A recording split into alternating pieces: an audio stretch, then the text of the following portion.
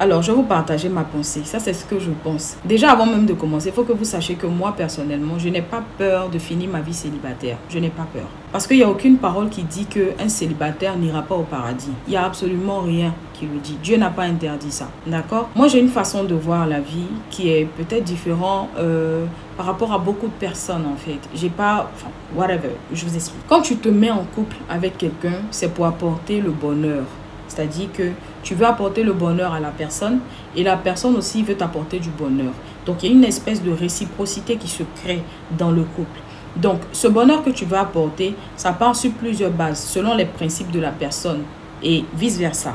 C'est-à-dire que si la personne veut une personne fidèle, tu es censé, vu que tu veux lui apporter le bonheur, tu es censé lui apporter la fidélité. Et la personne aussi de son côté, selon ce que tu aimes, la personne t'apportera. Les personnes qui viennent, lorsqu'elles sont très malheureuses dans leur relation et que monsieur passe son temps dehors et que tous les jours, il y a des histoires, il y a des discours, monsieur les trompe avec les petites filles, il enseigne ça et là, il reconnaît des grossesses dehors, il fait plein de bêtises et elles sont là, elles sont assises. On leur donne le conseil du genre, faut attraper ton cœur.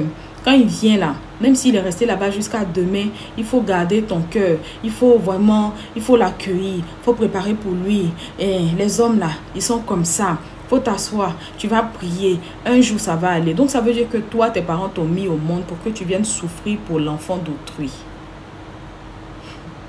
Je répète encore, je n'ai pas peur de finir ma vie célibataire. Parce que je préfère ma paix. Ça, c'est quelque chose de très clair. Je vais vous dire, un homme qui t'aime sincèrement, il ne te trompera pas. Le problème, c'est que vous êtes juste tombé sur des gens qui ne vous aiment pas assez.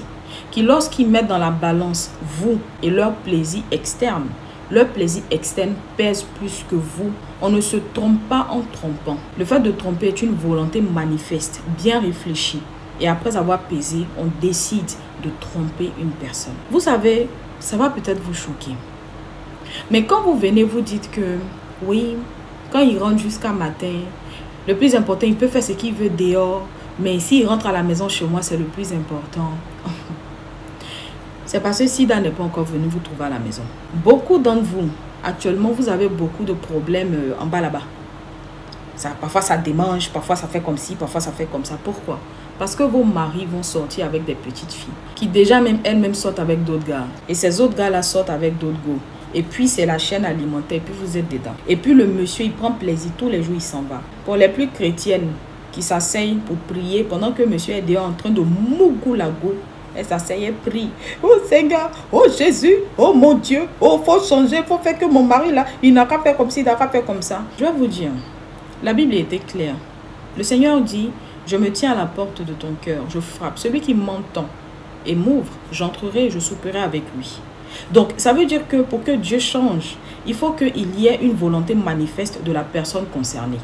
Donc, tant que ton mari sera inconscient, je dis bien, tant que ton mari sera inconscient de lui-même sa propre vie, tu vas prier fatigué. 10 ans, tu es dedans, tu maigris toi seul. Et généralement, quand tu t'en vas voir tes amis ou bien tes mamans, enfin, whatever, vous avez beaucoup de moments qui vous disent, ma fille, il faut attraper le foyer là, c'est dur. Le foyer là, c'est pas... Je dis que je préfère ma paix plutôt que d'être dans un foyer où je suis constamment troublée. Je deviens schizophrène ou psychopathe en fait. Je préfère ma paix. Celui qui pratique l'iniquité n'héritera pas du royaume des cieux. C'est pas moi qui ai dit, c'est Dieu qui a dit. Donc l'homme que tu aimes là, si tu le regardes sortir, aller sortir avec des go, enceinter ça et là, faire des choses que Dieu n'aime pas et rentrer dans le foyer avec, et toi tu t'assois, tu dis hey, ça va aller, tu seras surpris de la fin. À la toute fin, quand je dis toute fin, tu vois de quoi je parle. Où il va se retrouver là, tu seras surpris. Quand tu aimes quelqu'un, tu l'empêches de faire ce qui est mal pour lui-même. Quand tu aimes quelqu'un, c'est important de l'emmener sur le droit chemin. Il y a certaines personnes, en fait, les conseils ne suffisent pas. Le problème, c'est que comme on dit ces conséquences qu'ils conseillent, ils tombent en fait dans des travers qui les dépassent. C'est-à-dire qu'ils vont ramasser des maladies, des sales maladies incurables, où eux-mêmes, ils sont condamnés, puis ils viennent toi à la maison, ils te condamnent. Au nom de quoi? Au nom de quoi? Tu veux quoi? On n'a qu'à te dire que tu es marié. Mais tu es marié, mais tu es condamné. Tu es marié, oui, mais tu es condamné. Maintenant, si on vient te demander, qu'est-ce que tu aurais voulu? Tu aurais voulu être condamné comme ça ou bien tu aurais voulu être libre? Aujourd'hui, ici, en Afrique où on est là, l'infidélité est devenue chose courante. C'est-à-dire que non. Quand tu veux essayer de te mettre tes principes devant, voilà, on dit non, Dans ce cas-là, tu vas rester, tu vas durer dans le camp des célibataires. Mais vous pensez que quoi même? En fait, c'est quand tu es galère que célibat, même ça te fait d'une manière. La femme, là, Dieu lui a donné la capacité d'avoir des convictions et de respecter ses convictions. Pourquoi? Parce que grâce à tes convictions, tu pourras impacter ton mari. L'homme est le chef de la famille, ce n'est pas faux. Mais c'est la femme qui est censée éduquer le foyer. Pourquoi? Parce que la femme a ce pouvoir-là de pouvoir corrompre en fait les mœurs de l'homme. C'est la raison pour laquelle depuis la nuit des temps, Adam et Ève, là, c'est pas Adam qui est parti manger la pomme pour venir. C'est Ève qui a mangé puis qui a dit à Adam, faut manger. Hein? Tu as entendu à quoi? On va aller un peu plus loin. Qu'est-ce que la Bible nous dit? La Bible nous dit que la femme sage bâtit sa maison. Et la même Bible nous dit que l'homme qui a trouvé une bonne femme a trouvé le bonheur. Pourquoi? Parce que c'est la femme en fait. C'est à la femme qu'a été remis les clés de ton bonheur. C'est pas l'homme qui gère, c'est pas l'homme qui dirige le foyer en réalité.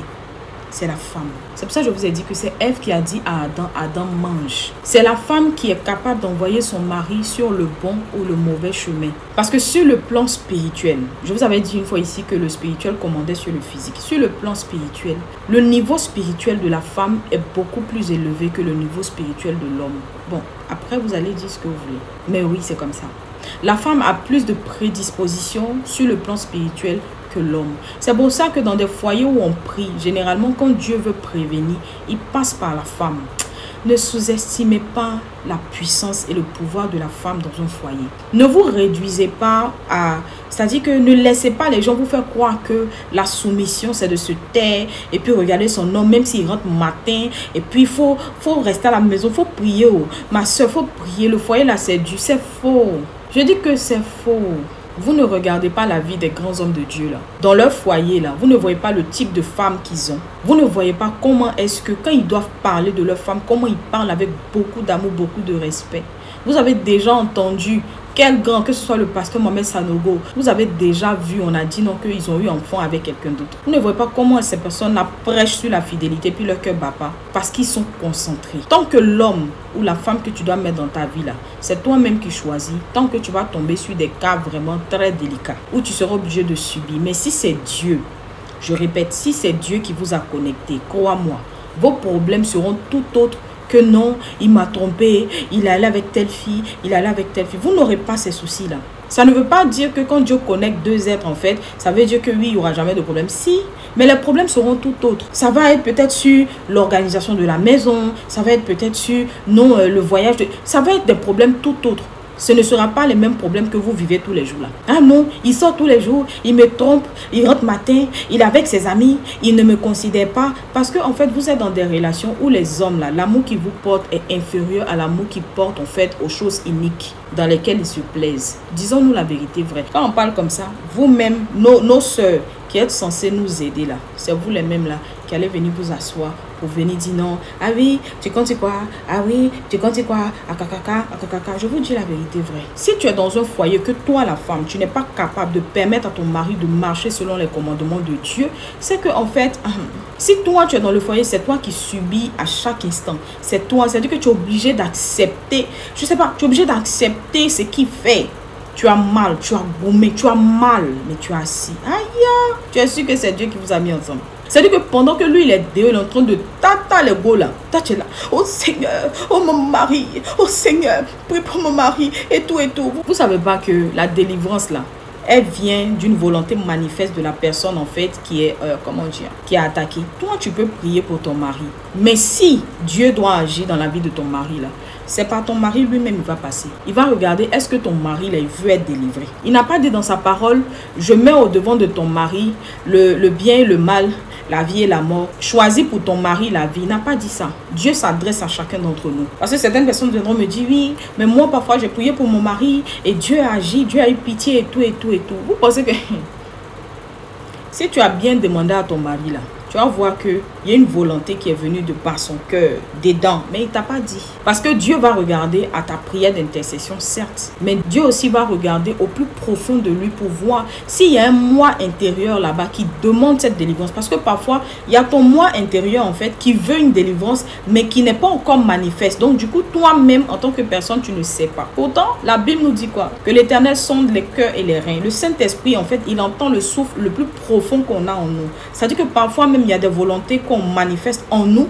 mais nous-mêmes en tant qu'individus, on n'est pas au courant parce que c'est encore dans le moi profond. C'est trop technique. Bon, on va laisser ça. On va revenir sur la base. Donc, c'est pour vous dire, les femmes, c'est le moment pour vous de prendre en main vos maris. Maintenant, si toi, tu te sens bien dans cette souffrance, parce qu'il ne faut pas penser qu'il va changer. Il va seulement changer quand il va voir qu'il est très vieux. Voilà, on ne peut plus rien faire pour lui là. Cela, il va changer. Donc, pendant ce temps, toi aussi, tu es devenu très vieille. Donc, tu ne pourras plus refaire ta vie. Tu es là, tu es devenu une vieille chose. C'est là qu'il va arrêter. Donc, imagine aujourd'hui, tu as quel âge? Et puis, juste à ce que vous soyez très vieux, vous deux là. Ça te fait combien d'années d'énimissement?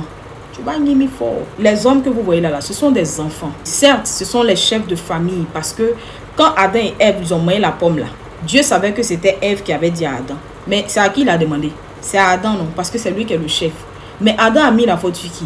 Adam a mis la faute sur Ève. Parce que c'est Ève qui était censée le maintenir sur le droit chemin. Ils sont là aujourd'hui. Ils vous font croire que oui, la femme, la soumission. Moi, je suis d'accord avec la soumission de la femme. Mais seulement quand ton mari t'aime, quand ton mari est correct, quand ton mari a une vie rangée, toi, la femme, tu dois être soumise. Parce que ce que tu dois savoir, c'est quoi? C'est que quand ton mari commence à avoir une vie correcte, il commence à marcher selon ce que Dieu veut, les commandements, tu ne seras pas infidèle, tu ne feras pas ci, tu ne feras pas ça. Il vit correctement. C'est comme si, en fait, il se soumettait à qui? À Dieu. Donc, comme ton mari se soumet à Dieu, donc toi, directement, tu te soumets à qui? À ton mari. Vous savez, dans la Bible, les femmes étaient soumises. Pourquoi? Parce que les prophètes de Dieu, les hommes en son temps, ils avaient peur de Dieu. Mais Noti, ça là, tu es en train de rentrer dans quelque chose. Les gens là vont dire que tu es en train de détourner, mais c'est la vérité. C'est toi, la femme, qui dois envoyer ton mari sur le droit chemin. Il n'a pas le droit de vivre à la je m'en fous. Il n'a pas ce droit-là. Ce que tu fais, c'est pour son bien. Lui dire, rentre à la maison, bébé. Si tu dois sortir avec tes amis, il n'y a pas de problème. Mais dis que tu vas tromper ta femme avec X, avec Y, avec Z. Le temps où on est là, ça là seulement là.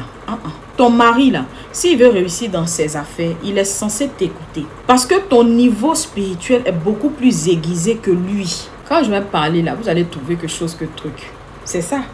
Parce que après, vous allez dire, non, tu es en train de mal conseiller nos femmes et tout, à cause de tes seront rebelles et tout et tout. Moi, je vous ai dit que je suis coach. Mais mon type de coaching, là, ça va peut-être vous choquer beaucoup. Parce que moi, j'ai une façon de voir la vie qui est très... Voilà. Les vrais hommes, les problèmes qui règlent dans le foyer avec leurs femmes, là, ce ne sont pas des problèmes de fidélité. Ce sont des problèmes sur autre chose. Des choses, on va dire, la banalité, en fait. Sur des petits trucs réglables où on doit s'asseoir et puis on va parler pour dire, hey bébé, toi aussi, il ne faut pas faire ci, il ne faut pas faire ça. Et puis ça se règle. Mais pour vous, là, c'est pas ça. C'est les lourds trucs. C'est les lourds trucs. Le monsieur, là, c'est comme un enfant. Il te ramène les choses. Et puis toi, tu es assis. Tu penses que ton rôle, c'est de juste t'asseoir et puis faire la belle et puis accepter, être dans la soumission. Pourtant, c'est toi, en fait, qui est censé diriger. Quand il s'agit de lui dire fermement, passe ici, on va comme ça pour notre bien, tu le fais. Quand il s'agit d'être féminine, très câline, très douce, très comme ci, très comme ça, tu le fais. Est-ce que dans une maison que tu construis là, les 4 côtés de la maison là sont en briques fermées? Non. Il y a des côtés de la maison où il y a un type de brique qu'on prend. Il y a un autre côté où c'est un type de brique. Il y a un autre côté où c'est la vitre. Il y a un autre côté où c'est la fenêtre. En fait, c'est comme ça que tu dois être en tant que femme qui bâtit sa maison. Tu dois savoir qu'il y a des moments où il faut être dur avec le monsieur. Il y a des moments où il faut être vraiment souple, très sensuel, très esthétique. Oui, parce qu'une maison, ça s'embellit clairement. Il y a des moments où il faut être assez féminine et tout ça, tout ça. Mais là où il s'agit de l'avenir du monsieur, de toi, des enfants. Et si vous n'avez pas des enfants, du monsieur et de toi, ma chérie, sois une femme en fait qui a eu pour mission de mener ce foyer-là à bien. Bref, je m'arrête là. Bonsoir.